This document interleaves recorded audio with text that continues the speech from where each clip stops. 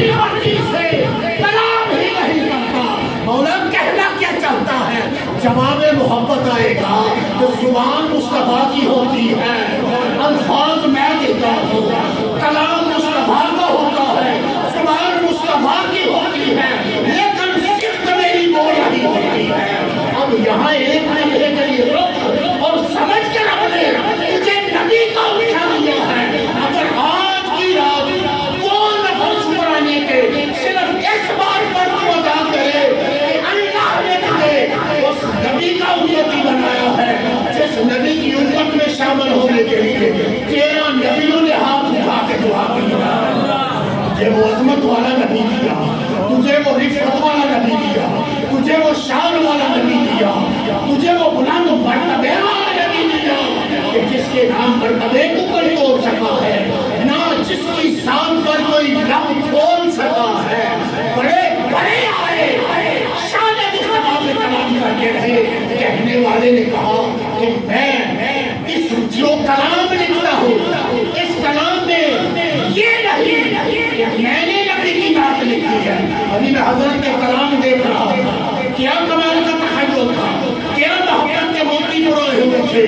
وہ کہنے والا کہتا ہے کہ جب میں مصطفیٰ کی بات لکھتا ہوں، جب میں مصطفیٰ کی شان لکھتا ہوں تو اس سے یہ نہیں کہ میرے لکھنے سے نبی کی شان بلند ہو جاتی ہے.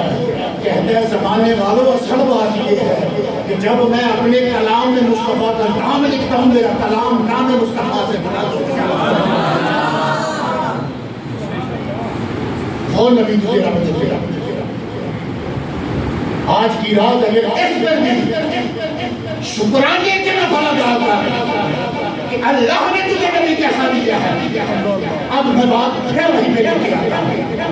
تو سوچتا ہے پھر کلام کرتا ہے، میں سوچتا ہوں پھر کلام کرتا ہوں. ابھی رستے میں میرے بیٹے سے بات ہو رہی تھی تو میں نے کہا کہ میری کوئی تیاری نہیں ہے کہ آج میں جا کے بیان کیا کروں.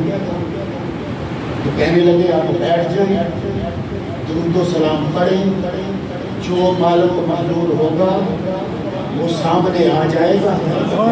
بیٹھا ہوں میں، حضرت سے اجازت بھی لی ہے، دوستوں سے دعا بھی لی ہے.